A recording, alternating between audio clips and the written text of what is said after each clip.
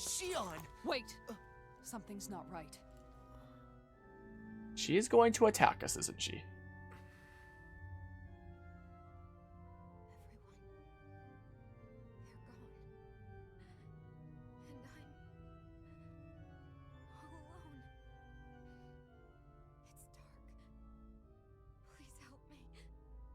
Shion. It's so dark. Everyone. We came to save you. It's okay now. And I'm all alone. It's dark. Please help me. No. Shion. Lies.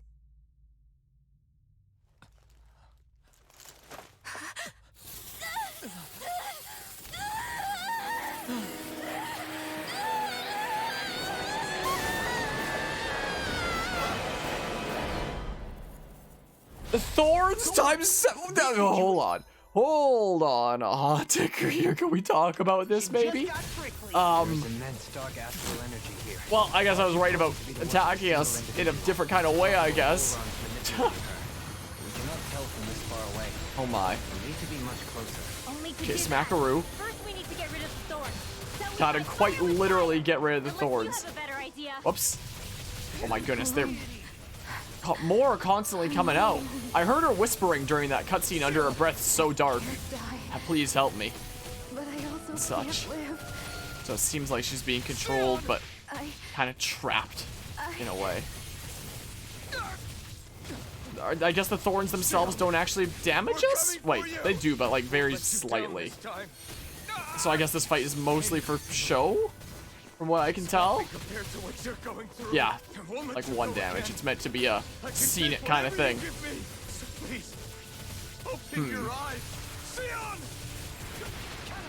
Yeah, trapped in a way because of not being able to really have contact with anyone and being trapped in a way. I think that's a very interesting story to tell here in general, considering there's a lot of people that can attribute that to their lives as well, even if it's not as literal as nobody can actually physically touch you or anything like that. Like this is a literal kind of example, but there's still a lot of people who feel that kind of way, like it's really hard to reach others, and that's how I felt for a large part of my life myself. So that's something that I can resonate with in a way, even if it's more figurative and not so literal. The thorns just keep growing back. If this keeps up, then... Please wake up, Shion!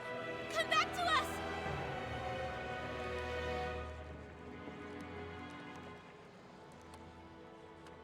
I'm alone. Alone? I'm completely alone. You're wrong. Elfin! She thinks we left her all alone. She can't see us or hear us. All of this, it's because I pulled away from you. Because I couldn't hold on to you. Shion.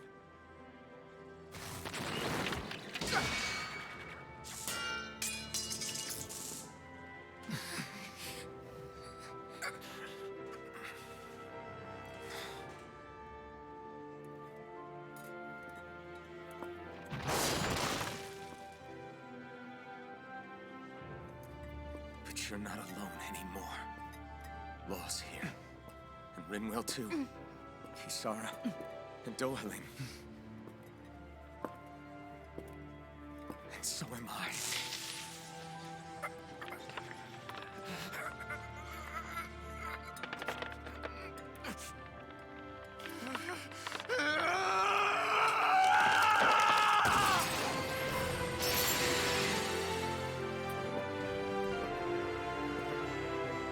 Believe me when I say, you are not alone. So please, don't give up on us.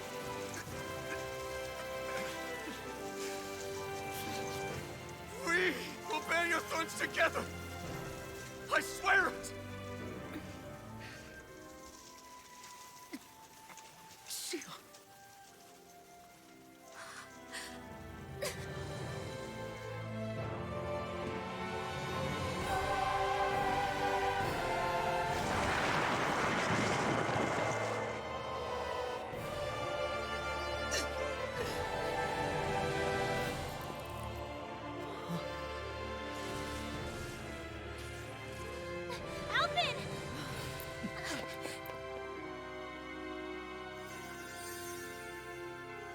How many times do I have to tell you?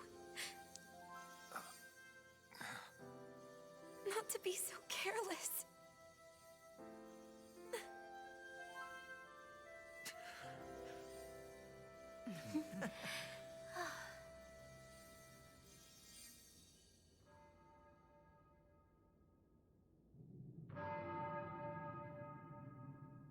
There is no more time for us to rest.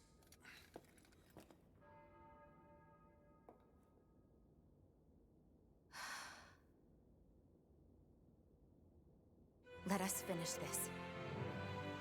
I entrust this blade to you once more.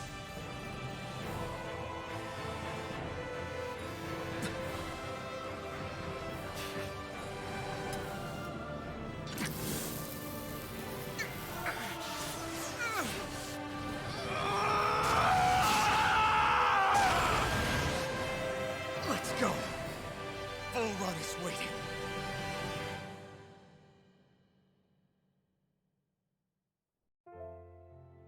Hey, Alphen? What is it? While I was away, what did you do? I missed you. Alphen. But after what happened because of me, I got a glimpse of the real you. It was worth it. You could say the pain is some kind of reward. some reward. You sure all that hurt hasn't done something to your head, too? Hey now.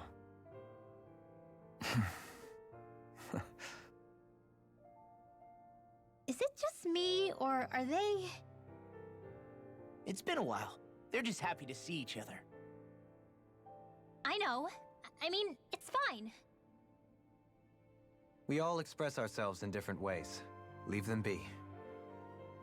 They should get a room. What? It suddenly cuts the music and... Okay, that could have been handled a little bit better there. A Raven Black rifle that blends with the darkness of night, sporting exceptional accuracy. It can hit vital points from a great distance. About one piece dressed darker than the blackest night. Only one thing can save its wearer's heart from sinking forever into the abyss. Often blazing pillar. Shion. Huh. Thanks. I'll be okay. Huh. Interesting. Let's Oh, go. well, the thing maxed We out have there. to take Volron out. Right. Those things that came out of Shion are her thorns, right? But She said they're made of dark astral energy. She did. But those thorns are no astral art, and she cannot control them. Such that's his immense second mystic astral art is what energy, that too. is. Okay. Just what are her thorns really, I wonder? I suppose she might have an answer, but isn't yet ready to talk. Shion.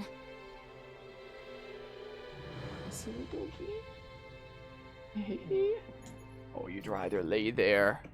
But yeah, anyway, as I was saying before during that scene, I think that's very interesting with the story that was being told in general, with the idea of the thorns and feeling alone and pushing others away. Like, it's taken very literal in the case of the story of others are literally pushed away physically with like this curse that, you know, makes them suffer severe pain when in contact and such. Like, this takes it in a very literal sense, but it has the greater symbolic meaning of, you know, still pushing others away and feeling like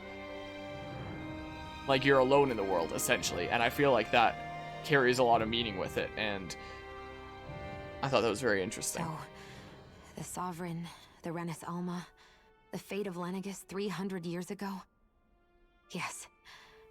That is a lot to take in, isn't it? I never realized the weight of the burden you were carrying. I could say the same. The person you kept mistaking me for. It was Naori, wasn't it? So, what do you think? Could I be her descendant? It seems likely. You two do look very similar. Kidnapping Shion, mistreating slaves, and who knows what other terrible deeds. Seriously? These so-called lords just think they can do whatever they like. I am deeply ashamed to be one of their kind. Sorry, my bad. I didn't mean you, Dohalim. Do you think Volron could have been behind what just happened with Shion's thorns? I'm not sure. If it was bait he needed, kidnapping her should have sufficed. Perhaps he had some other purpose in mind. Her thorns aside, as a hostage, surely it would have made more sense to keep her close at hand. So why did he leave her unguarded? If getting rid of Alphen was Volron's only priority, then he could have ambushed us directly. It's not as if he lacks the power. He chose not to, which means he's toying with us, prolonging Alphen's suffering as much as he can. But why? What does Volron specifically have against Alphen? Is it because he's leading the Danon rebellion? Possibly.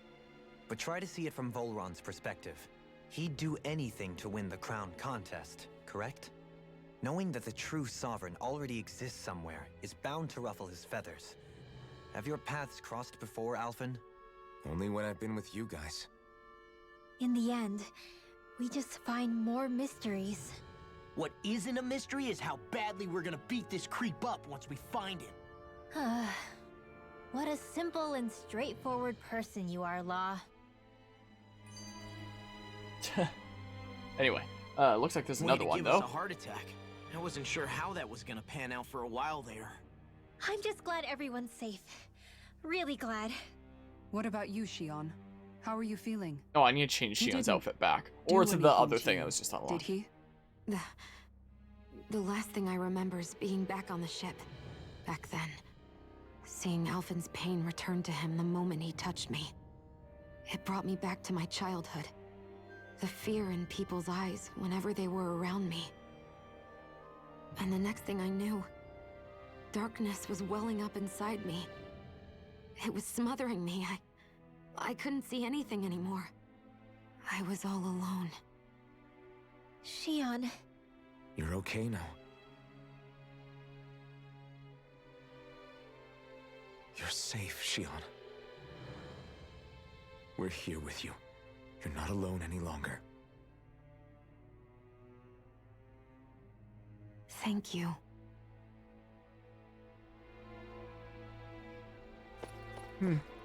Yeah, it's an interesting subject and something that I feel like I literally took a class last semester on the study of loneliness, and it very much is a subject that unfortunately a lot of people don't take seriously. Like, oh, that's not like a real condition that people suffer from. Just go out into the world and like talk with people and make connections. It's surely that easy when no, it's really not. Also, let's see about yeah, let's go ahead and fix the yeah, something like that. Something like that once again. But yeah, I don't think it's just some people who don't know how to trust others. I think it's also just like not necessarily lack of trust, but worrying about like the worst case kind of scenario and worrying that, you know, you're leaving the wrong impression on people, or that you don't know how to interact with them, or maybe you've done something wrong that forces them away and you beat yourself up over it. Like, that's something that I know that has definitely plagued me a decent bit. Like after high school, I was hoping that in university maybe I could make some connections, like meet some people and like get some people that I'd keep as like connections for a very long time. My first year of university, I did wind up meeting somebody who was basically like my best friend through first year. After in the computing science labs, I noticed that she was struggling with some of the material. So I kind of have a bit of social anxiety. I usually am not the person to engage a conversation, but when I see somebody that like could use some help that I can offer, it's in my nature to, you know, reach out and try to help there. So I reached out and like offered help with like the labs and assignments and stuff like that. One thing led to another, and eventually, because the actual lecturers explained the material so poorly, we started meeting up on like a regular basis every single week, like same date and time, for 3 hours, where I'd give her the entire lecture myself because the actual professors were explaining it super poorly. So this was like a regular thing that was going on, and I thought that this was like a connection that was a super close kind of thing, and that'd be, you know, a connection that I'd be able to keep at least as a friend going on, like. But after the semester was done, I got ghosted, and I never heard back from her again. And I was like, oh, well, there's that, and that was a massive hit to my self-esteem.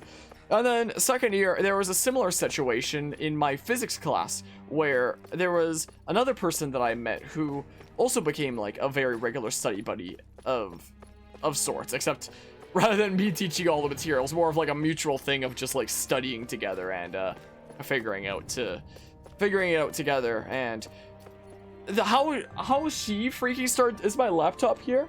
Yeah, my laptop's here. How conversation with her first started was I was sitting next to her, and with my laptop here, she freaking points to the bottom corner of my laptop, and she was like, I love your Pokemon sticker, I love your Vaporeon sticker that you have on your laptop. And I was like, oh hey, thanks. And that's how conversation started. One thing led to another, and becoming friends and whatnot, and eventually study partners. And then you want to know what happened after the semester was done? Ghosted again. And it left me so confused and like, what am I doing wrong here?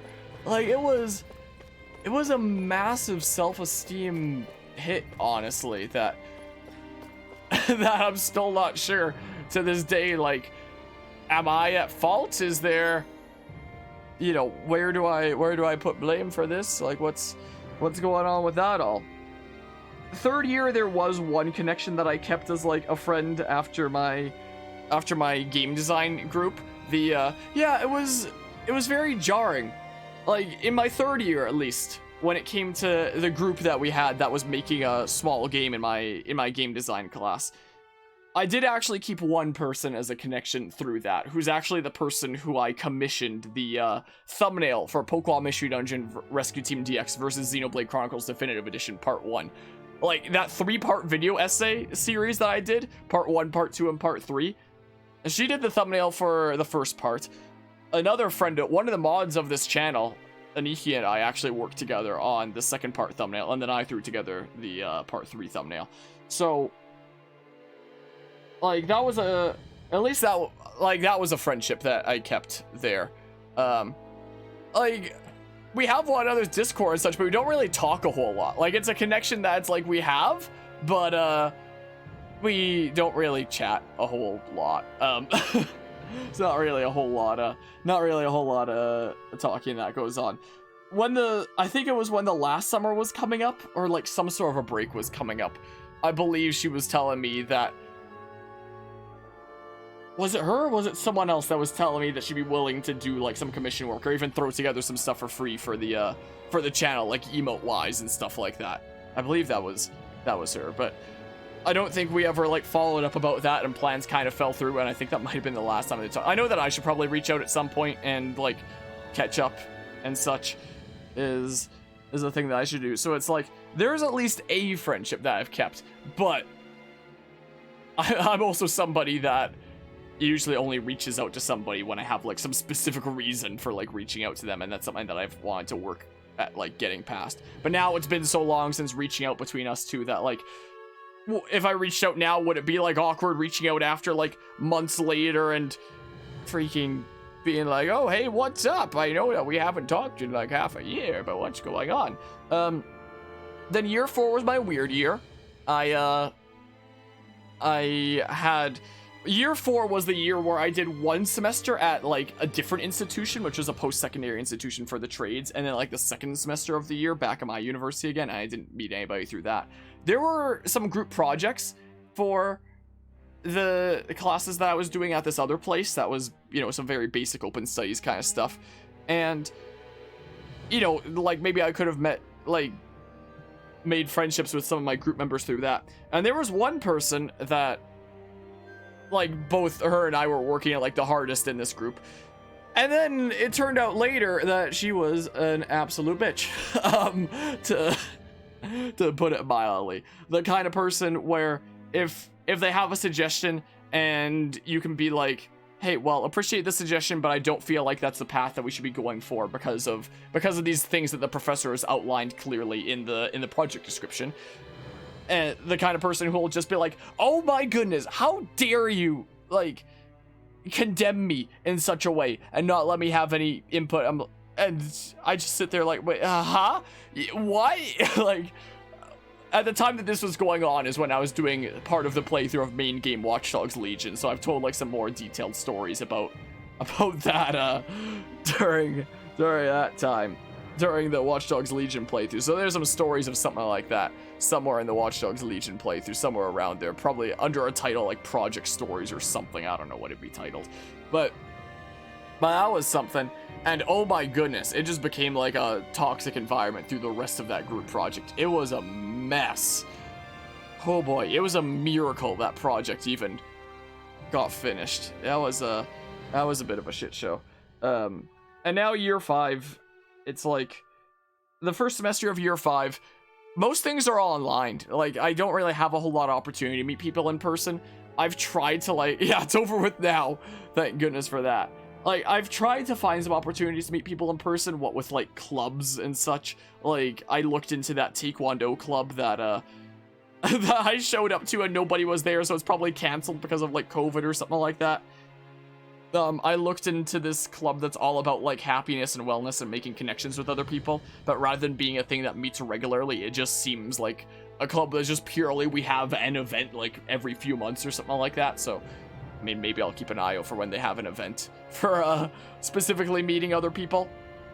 I don't know if there's any other clubs on campus I'd be interested in. There's a Smash Bros club. I went there once. It seems like it seems kind of interesting, but it also seems like an environment where everybody just takes it like really, really seriously, and I don't know if that's a kind of thing for me. There's a Pokemon club that I've never been to, but I feel like I've seen the thousands upon thousands of comments on my Pokemon video essay. I know the way some Pokemon fans can get when you criticize things. And with how big that video essay has gotten, I wouldn't be surprised if some of them had seen that video essay that I've made. Like, it would not surprise me, considering how many people I've heard of that have seen it at this point.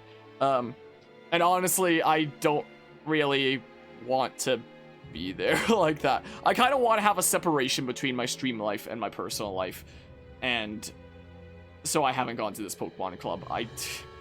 I know essentially, so I don't really have the opportunity really for making these kinds of in-person connections. I guess it's a strange kind of thing. So I've dealt with the idea of like, hey, can I make connections with other people out there? Am I the cause for pushing them away? Kind of similar to what Chion feels there, in a sense. But yeah, well, I wish you luck connecting with more people, but not quite as simple here when my classes are online, or they're, like, in person for some of them that also have the choice of being online. Like, I have a group with my software engineering class, so I've only just met the people that I'm in this group with, like, yesterday, essentially, and just through, like, writing. I don't even know what they look like. I'm the only one that has an actual picture of my face as a profile picture. Everybody else just has, like, the first letter of their name, like the default kind of Google thingamabob. Yeah, like, that's kind of what it is in, like, the online space here as well, where it's like, I want to make, like, more in-person kind of connections. I may have talked about this during Tales of Arise, like a few streams ago or something like that. I talked about it during Assassin's Creed Rogue. I don't know if I talked about it during Tales of Arise, where semi-recently the neighbor next door was having a block party to essentially have people from around this block of the neighborhood come together and just like chill in the backyard around a campfire and just like socialize and get to know one another and actually know who you're living nearby and such. And I usually don't like social gatherings with a lot of people who are, you know, I was about to say with a lot of adults. I'm an adult myself now as well. I'm freaking 22, but like with the freaking more middle-aged adults, I should say. I'm usually not the best in those kinds of social environments because it just feels like everybody has like these things to talk about that I have basically no interest in and can't really get behind. But one of the people that was there who I hadn't met before, or I think I'd probably met like when I was a kiddo or something like that and hadn't seen until like several weeks ago, most likely, who I didn't recognize, was the same age as me, of 22. And we were just talking around the campfire there and talking there really gave me the kind of epiphany where it's like, I really need these in-person kind of connections, especially after like the past couple of years of COVID and such. Like, that's something that I really, really need in my life. Like, I'm super grateful for the close friends that I have online and such that have given me support that, you know, have helped me have the motivation to even do the things I'm doing here in the first place instead of just quitting. So, like, I'm hella grateful to them.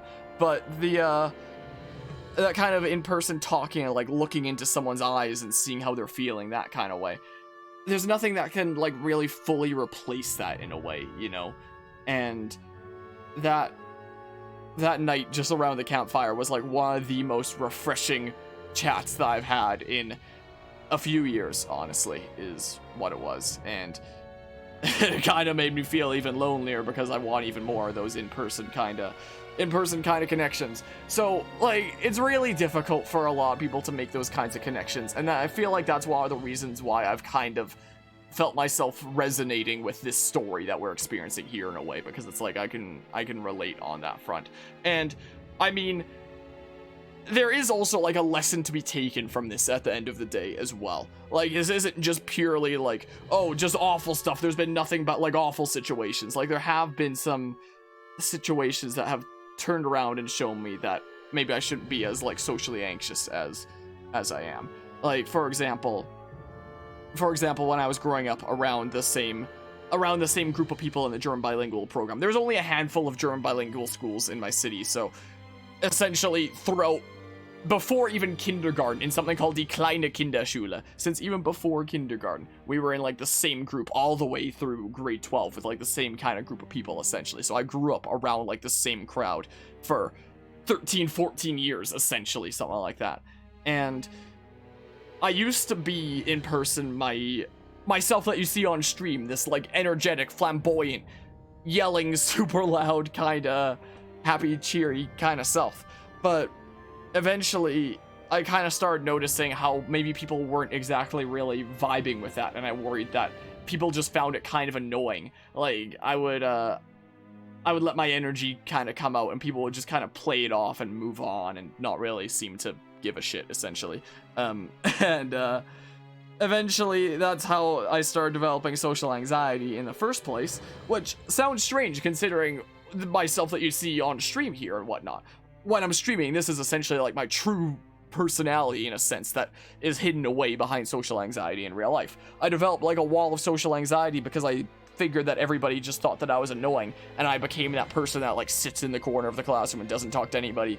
I would only speak when spoken to, which in the case of that group who didn't incorporate me a whole lot would I'd only be speaking like maybe once a week, and when I did, it'd only be like very short kind of things. And it was really discouraging, essentially, and it made me feel like I was the one at fault for not being the way that they expected me to be. And cases like the first couple of years of university have kind of hammered that idea in stronger as well, where it's like, here's connections that I think I have, but right after, you know, their use of me is done, it's like the connection's just gone and I can never hear from them again, and it's really, really demoralizing and such. But and I promise I'll get to like the stuff that was said here in a hot second. But to wrap up the kind of story about that front with these people I grew up with, there is a sort of happy ending to the story in a sense, where a couple of years, it was like my third year of university or something like that, where I got a text from one of the people from back then that had asked me if I was interested in coming into one of the campus bars where a bunch of them from grade school were meeting up and just like catching up on old times.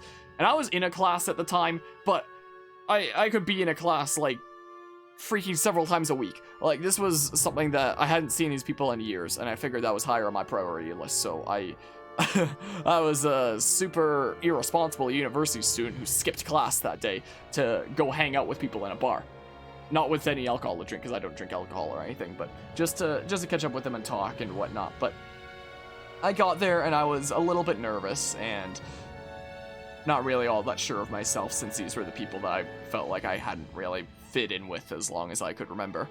And as we were sitting around this table and just like talking about old memories and old antics that had happened throughout the years growing up, eventually the topic got to like old jokes and antics that I would make and stuff like that. Like, I used to be a bit of a class clown before developing social anxiety, and so eventually the topic got to like some of the old jokes that I had made that they had still somehow remembered until today, or like some of the things I used to do that they got a kick out of, and they were laughing about that. And I just kind of sheepishly said there at the table, like, oh, I thought you guys just thought that I was annoying. And one of the super energetic ones looks at me and is like, what? No way. Jake, you were funny until the end of time. Like, once you spoke up, you were just funny until the end of time. And that was a really big kind of door opener, freaking whatever you want to call it. A really big realization kind of moment, I guess. I don't know what you want to call it. And it took a lot of mental fortitude for me to not completely break down in tears in the bar then and there that day. And that's not the only situation where it's like I've drifted away from someone because I thought I gave them a wrong impression and thought that maybe they thought that I thought that maybe they figured that it would be better off if I wasn't around or something like that. Like, that has also happened in the online space, for example. Like, the streamer who initially inspired me to start streaming in the first place, the first Twitch streamer that I started tuning into a whole lot, is a Dead by Daylight streamer that goes by Otofu. And when I first started tuning into him, he had like maybe 10 to 15 viewers, as he would call it, as I heard him call it like semi-recently-ish. Harmonia was tuning into my channel when I was a fucking 10 viewer Andy, is the way that he phrases it. But nowadays, he's one of the biggest Dead by Daylight content creators on Twitch and YouTube in general. But that was the stream that I first started hanging out with that like really introduced me to Twitch and really got me into Dead by Daylight for a good while.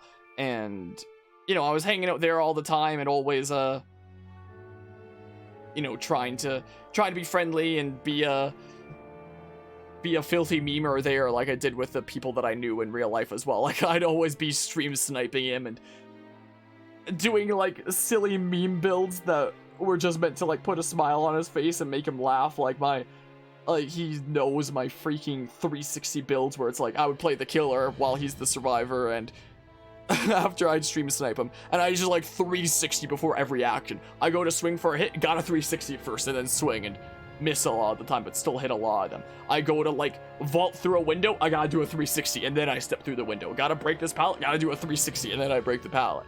Like, I always try to do wacky stuff like that just to put a smile on his face. And I always, like, I'm the kind of person that always likes to help others in a way. So I always try to like be helpful where possible as well. So there were some times where it'd be on Twitter or something like that, and he'd just be sending out like a question to those who follow him in general, like, hey, we're looking for somebody that can do like some emotes or something like that. Is there anybody around the community that'd be interested? Or we're looking to, back before he started his YouTube channel, when he was looking to start his YouTube channel, he was like, hey, is there anybody around here that may be interested in doing like some editing stuff on the side and helping out with this? And there were all these kinds of situations, like art with emotes or editing videos and stuff like that, that I would constantly be like one of the first ones to be like, hey, I can help out with that if you'd like. And every time that I did, I wouldn't actually hear back. I would just it would just be like dead silence, not even a hey, we got it figured out, but appreciate the offer, but it's all figured out now. Not even anything like that. It would just be like radio silence from what I hear. So I started assuming the worst, as I would with like friend group kind of stuff growing up, and assuming that like, oh, maybe he just doesn't really like me around, and maybe it's better if I'm not really around all that much anymore. And I drifted away, essentially. And I think a year and a half to 2 years passed, something like that. I was streaming Dark Souls. I was I was fighting the Gaping Dragon boss. If anybody wants to go to my Dark Souls playlist and see exactly what part it is, it's around the midpoint of the series, and I was freaking fighting the big Gaping Dragon that was down in the whatever the hell that place is, the place that you need the key to get into, that's all the corridors and stuff like that, that has the basilisk things, that stupid place right before Blighttown. Where after a stream, he decided to freaking host me with like thousands of people, and I checked his stream after, like I was very stunned because I hadn't seen the name in like 2 years of Otofu, and I guess he's still following my Twitch channel, and he decided to host me that day, and I was like very taken aback, because that was also like a potential confirmation of like, did he actually not think that I was annoying like the whole time? Did I just completely misinterpret that?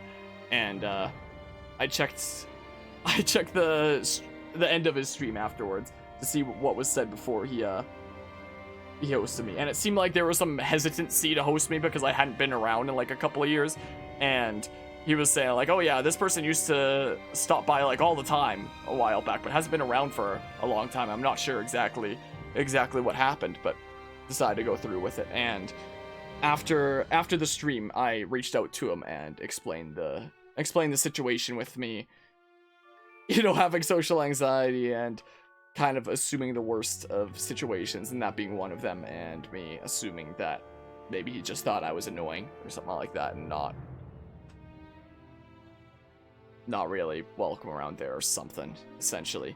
And he had said like, oh no way, that wasn't the case here at all. Don't have to worry about that. And in this kind of community, if someone's being a shitbag, we'll let you know, and we'll let you know in a polite way to stop doing that. So don't worry about that. If you do anything like that, we'll let you know in a polite kind of way. So don't worry about that. But that's never been a problem with you in the past. So don't worry about that. And one of the things they told me is that one of the reasons that he was hesitant about hosting me that day as well is because he had also worried that like maybe I hated him or something like that, because it had been like 2 years since I'd been by his stream. So he had worried that like maybe I suddenly left because I suddenly hated him, and that like him hosting me would be like a super hella awkward thing that just made like a hella weird atmosphere and stuff like that. So it was good that we cleared the air, and we had like a short little kind of discussion about him saying things like, you know, in life there's always gonna be some people that vibe with you and some that don't, and it's kind of all about, you know, finding those that you can like really vibe with and really connect with. And if others don't really vibe with you, then hey, it's whatever, essentially, you know. And you know, these cases like the people that I grew up with, for example, or even other streamer friends like freaking Otofu, for example, have been like big slap in the face kind of examples of like, hey, maybe I should stop assuming I know what people think of me, and assuming that people don't care about me, and you know, maybe I should not be afraid to be myself as much and hide behind these walls that I'm putting up. So this story with Tales of Arise and the whole situation with like Shion and her thorns and stuff like that is something that I kind of really resonate with, in a way, is all I want to say, because it's like the same kind of situation where it's like she has those that are around her that are sticking with her, but it's hard to see that for what it is. In a sense, it's easy to just see that as like, you know, people that could change their minds about you at a moment's notice, you know, and to have that fear that they're just in it for something as well. So she, you know, has this goal that she portrays as like, yeah, I'm just in it for a mission. The only reason I'm tagging along with you guys is because of this one mission, no other reasons. Because, not necessarily because that's her reasons, but because that's what she assumes that the reasons for everybody else is. And what I cannot help but find, I cannot help but find myself assuming about others with cases like the first couple of years of university, where it's like this one person that I met that I was basically giving the lectures to myself in the first year of university. And I thought that there was like a connection there. Or like my really close study buddy that I had in my second year of university in physics, who connected with me over Pokemon on my laptop and such, which was a really cool way to start connecting with people, only for the moment the semester was over and after their uses for me were done. It's like, it was done. That connection just no longer existed. I could never reach them again, and it was like it never even happened. So I feel like in the story of Tales of Arise, when Shion says that, you know, she's just in this adventure for like the one goal, the one clear-cut goal, that's the only reason she's tagging along with other people, she doesn't care about others at all, again, isn't necessarily how she genuinely feels about herself and her goal, but rather what she's expressing to others, because that's what she figures the others' expectations are of her, is that they'll have this use for her on this adventure, and then once their goal is done, they'll toss her away, and she'll have been like no significance, just like I felt I was for countless connections in my life, you know? So, point of things here is I just found myself really resonating with this story and the symbolism. Like, this story handles its symbolism in a very literal way, like with the curse and thorns that are like this physical thing that's actual physical pain that's like pushing people away. But it's symbolic for something a lot deeper going on, and because of that, I can't help but find the story that I found with the story in this game so far that I've seen with Shion to be something that is honestly like really impactful and really personable in my own life in a way. So I kind of really respect the writers for this game from that standpoint, and that's just something that I wanted to express, I guess. So there's that. But yeah. And yeah, same kind of situation with Guzma there, with online being the true kind of self. Like with cases like my old friends at this bar, or the case with other streamer friendos like Fudo, or cases like the fact that me making videos about video games can get this freaking Twitch channel to the place that it is at now, and the YouTube channel up past 8,000 subs, and it's continuing to grow. The YouTube channel's at the point where it's like, you know, it's no longer a matter of like, will it hit 10k subs? It's now a matter of like, when will that happen, essentially, which is a crazy thing to think about. And it is especially crazy to think about because that happened because I made a channel where I was myself, where I wasn't behind these barriers of being kind of like this, like I am in real life, where I don't really talk to people a whole lot, and I'm kind of to myself and not really chatting and stuff like that. No, it wasn't that side of myself that resulted in that.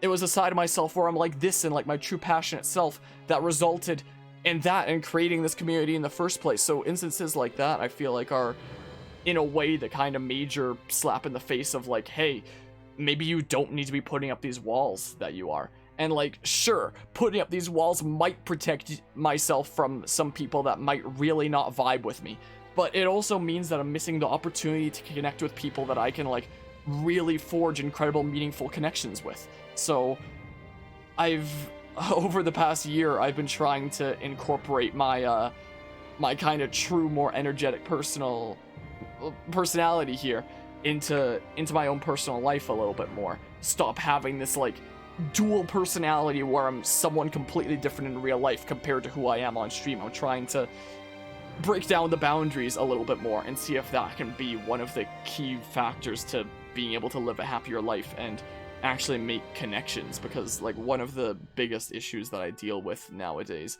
is definitely the loneliness, because like I have plenty of online connections and such, but in person there's one person from grade school that I still talk with from time to time, who I should organize some.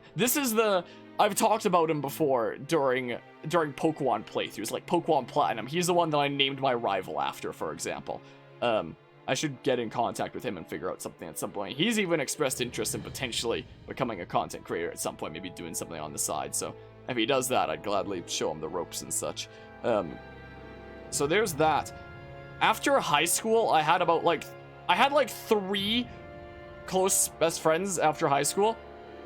one of them is an antisocial weirdo that anytime you ask, like, hey, want to meet up, want to do something together, like whether in person or online, is the kind of antisocial weirdo that's like, nah, I'd actually just rather not. And so it was really difficult to maintain that connection even when actively trying. And the other two friends hooked up with each other and then basically were spending all their time with one another, and I didn't really get to see them much at all anymore. One of them still stops by the stream here sometimes, like once or twice a year. Who knows, could be watching this right now, but yeah, so, and that's really my in-person connections in a nutshell, right? Is right there. So there's like one person from like grade school in general that I'll talk with from time to time, and I should figure out something with some sort of meetup. And my 3 close friends after high school, yeah, the connections with them didn't really stay, I guess. It didn't really stick around, essentially. So, like, when it comes to other in-person connection, I guess there was the one that I mentioned before from, like, year 3 of university from the one friend who I also commissioned a thumbnail from, but I also don't really talk with a whole lot and such. There was a person who was, like, my best friend in junior high who moved away around that time and I suddenly lost contact with, who I recently reconnected with. But she's like on the other side of the province. She's nowhere near close by. She's freaking like several hour drive away, which isn't that bad compared to, you know, the grand scheme of how large Canada is. But yeah, we had like a brief kind of reconnection, but haven't really talked a whole lot after that. I feel awkward about reaching out after that, because like we've caught up on things. What do we do now, you know? So that's literally like the full list of my in-person connections. So I want to find more opportunities to make like in-person connections and have that kind of face-to-face contact and such. But you know, when I've only got 2 in-person classes that can also be done online, and there are these rooms with like hundreds of students that are like never talking or just there on their computers taking things super seriously, like in my software engineering class, for example. It's like, what do I do to make connections there? How the heck? Like I mentioned before, I've looked into some of these clubs and whatnot on campus, but they don't really seem like things that I can pursue right now, especially with COVID times. And I've recently started going back to Taekwondo again. Like 2 days ago, I think it was during the last Tales of Arise stream, or was it? I don't know, something like that. That I went back to Taekwondo for the first time in a while, and you know, that's an environment where it's like I have a lot of connections, but not like friendship connections. Because when it comes to my Taekwondo school, a lot of people quit Taekwondo either after black belt or after they graduate high school. Is the case a lot of the time. So most of the people that I train with there are high school students, and that's the quote-unquote adult class, is mostly high school students. Whereas I'm like year 5 university, I'm like, a lot of the time I'm the one person there who's like a university student. Like when I was, it seems like with the classes that they have right now, they're limited access. Everybody has like masks on and is social distancing and such. And because of the limited access, it seems like the adult classes are just like across all skill levels. So all the way from like white belt to like whatever the heck rank is just like the whole general adults, as opposed to separate color belt adult and black belt adult. So there was a lot of color belts there that I didn't recognize, and who knows, maybe some of them could have been in a university. But when I was there a couple of days ago, from the black belts, they were all definitely in high school. Like I was definitely the one university student there that was within the black belts. So it's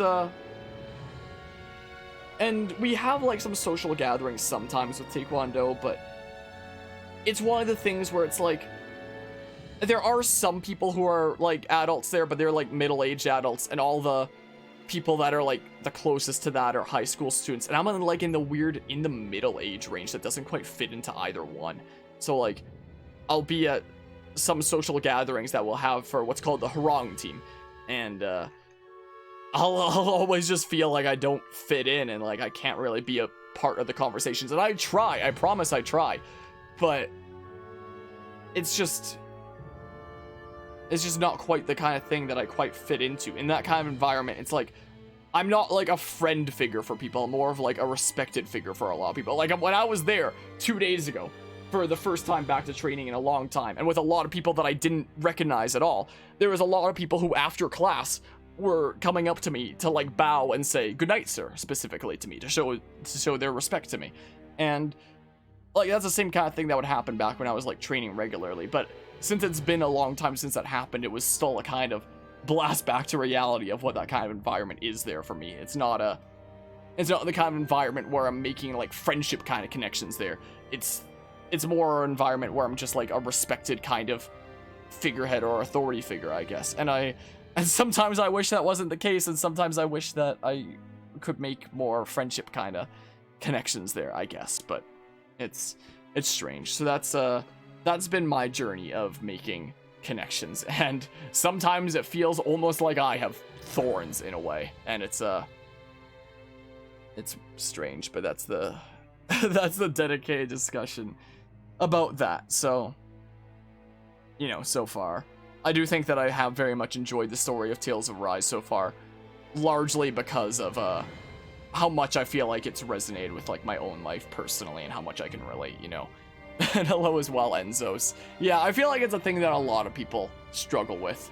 Like it's a big issue in our world in general, as I learned from my class studying loneliness during the last semester. But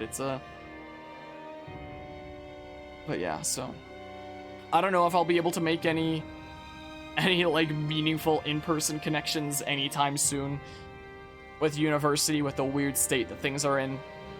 At some point soon, I'll reach out to my friendo from grade school and see about meeting up at some point soon. That'd be nice, but I feel like the biggest thing that I need in my life right now is people that are like there in person and I can really connect with. Like, it's especially difficult during the times that it is right now, but even during times that things are more normal, it's still a struggle that I had, because I felt kind of like Shion did in the story leading up to this point, where it's like, even though I'm clearly near people and, you know, they're clearly, you know, they have like the same goal as me and we're going down this path together, it feels like they're just gonna leave me the moment their goal is done, you know.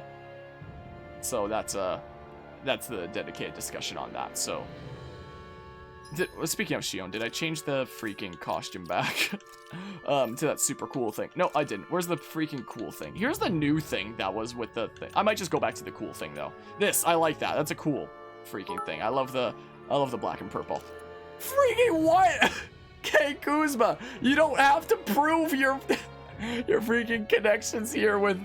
You don't have to buy it. Ah! My goodness, Kuzma, I know that you and like the whole mod team are absolute generous mad lads that have you know, absolutely changed my life in a lot of ways. Like when it comes to the server there, it quote unquote ain't much, sure. Yeah, right. It ain't much. Freaking says the crazy mad lad. Ah! Much compared to a high five or a hug. It's still freaking crazy, and I know that, you know, you and like the whole mod team are like, I absolutely adore the community that has been made with this stream and YouTube channel and freaking Discord server and all that in general, but like the place that I feel most safe and surrounded by friends is definitely around the mod team. Like I would say that the entire like mod team that we have around this community is essentially like the group of my closest online friends, essentially, is what it is. And you know, when one of us is feeling down and needs to talk about something, the others are there and ready to talk. Like sometimes we'll even talk on like video calls or something like that, for example, which can sometimes be like a nice middle ground for actually being able to like see one another and see emotion and stuff like that. And it can be really, really meaningful. And if I didn't have the freaking community that's here, and if I didn't have the support of like my super close friendos that make up the absolutely incredible mods of this community, I honestly feel like I would have gone absolutely insane by now in a way. So there's that. So Guzma, I appreciate the 10,000 bits. What the hell? I don't even know what to say to that. Like, again, I already greatly appreciate like any presence here and stopping by and hanging out. You don't have to do stuff like that to to prove that. First time I ever cheered 10k at once, just wanted to drop the 10k bomb and try it. I don't think I've ever dropped a 10k bomb on anyone before. I've dropped a 5k bomb on Carvia. Wait, did I drop a 10k bomb on Carvia once? Wait, what am I at for Carvia? I might have dropped a 10k bomb on Carvia once. I don't remember. I don't know if I did. It's a thing. Because this whole group of friendos is a close-knit freaking thing of people that are hella important to me. No, it must have been a 5k bomb because it's 10k total. So I don't think I've ever dropped a 10k bomb myself.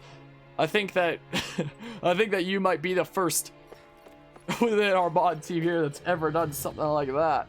My goodness, earned the fastball cheer 50k bits badge. My goodness. My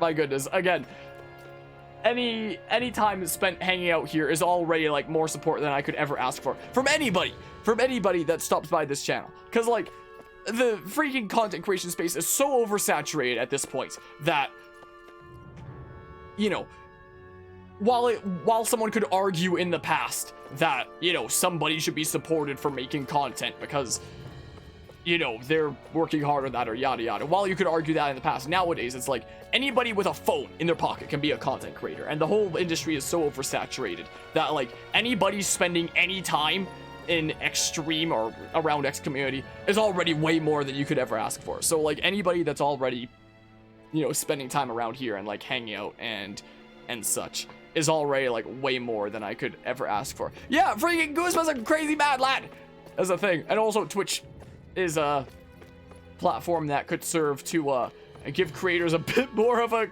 cut than they do, in my opinion. But that's a whole separate matter that can get a whole discussion in and of itself on another day. That's besides the point.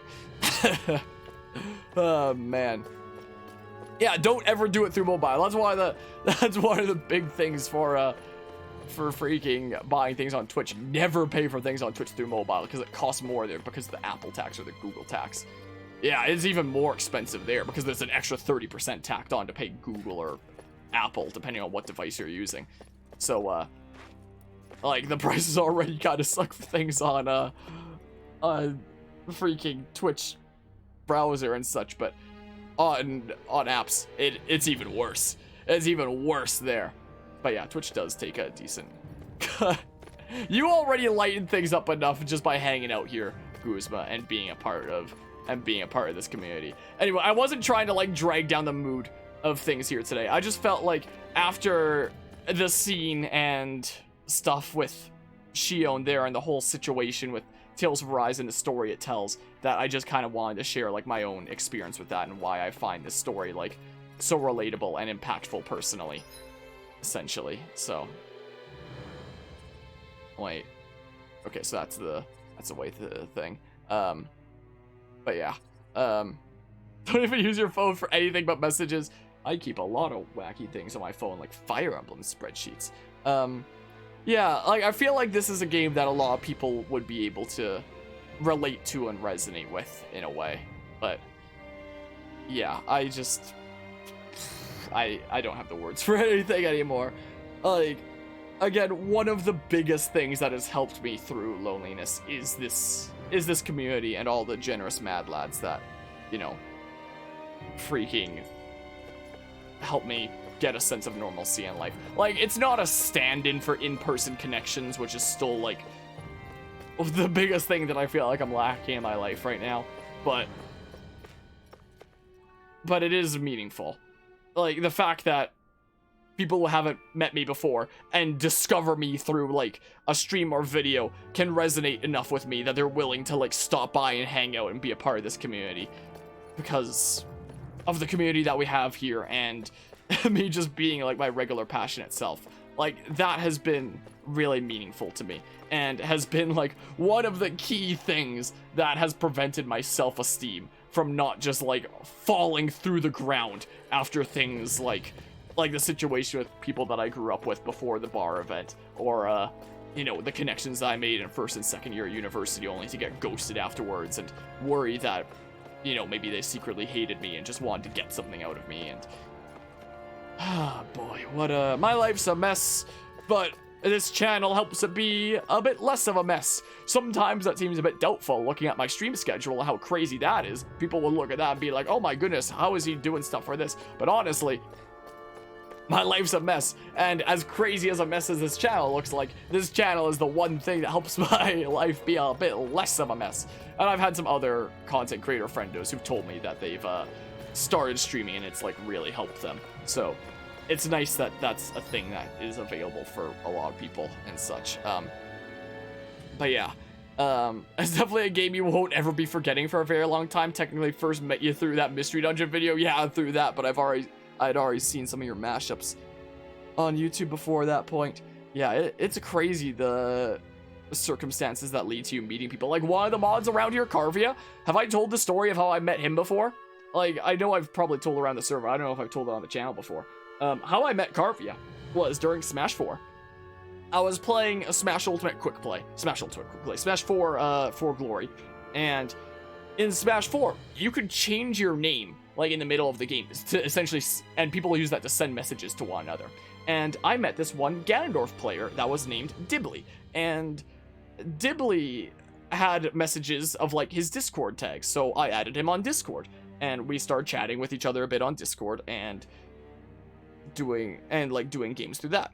And eventually, after a little while, Dibley added me to his like Smash friend group, where there was a bunch of people freaking there that would play Smash together from time to time. So I eventually met people in that group and played people there. And through that group, I met someone named Ronsky. And Ronsky, after seeing my Pikachu, was like, hey, Harmonia, your Pikachu's pretty good. I know somebody with a pretty good Pikachu that you should totally play against.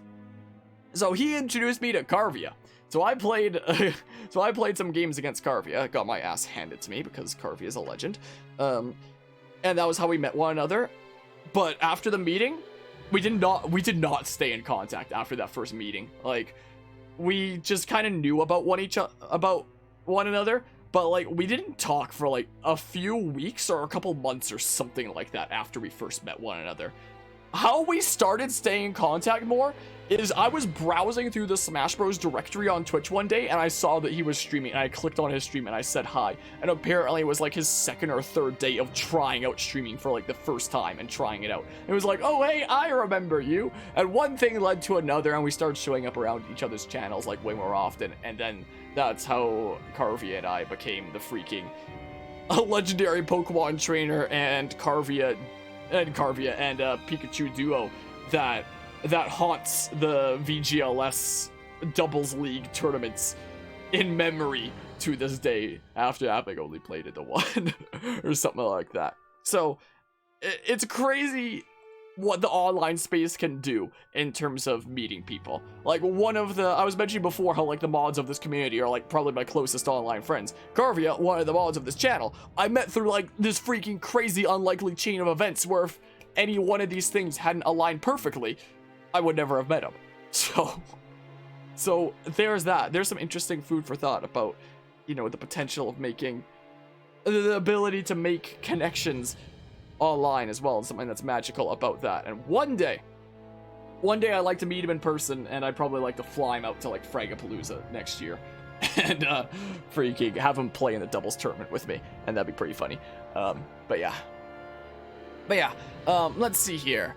Pretty sure the better definitions of life include it being a mess, unpredictable, and a total, well, you know what I mean. Yeah, it definitely can be sometimes. Because of everything is a mess, and everything is pretty much chaos. I mean, yeah, that's kind of how the universe started with a big bang. It was chaos, you know? We're here to kill chaos. Anyway, that's my dedicated tangent on that, essentially. That's the dedicated loneliness in my life tangent, and how the story of Tales of Arise was meaningful to me personally. Where the hell am I going? Like, does this lead to, I'll go through, like, one of these. I guess we'll progress the story. We'll do, like, the boss that's around here somewhere, and then we'll wrap up the stream.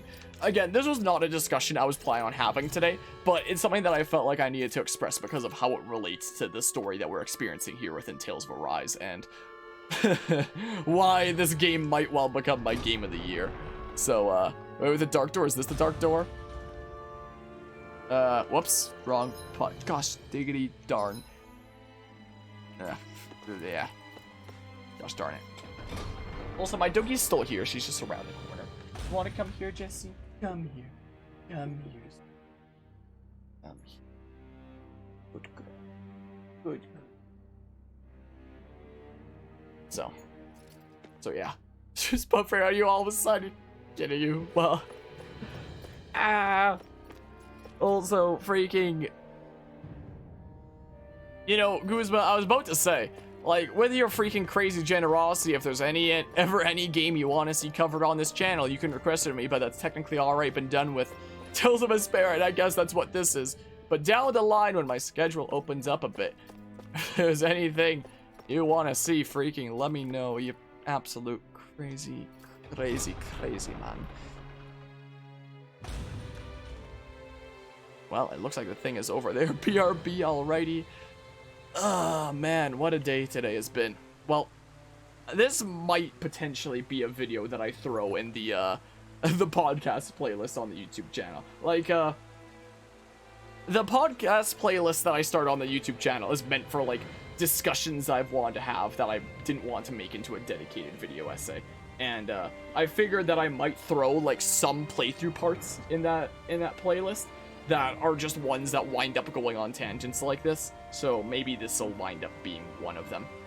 Is what it may well be.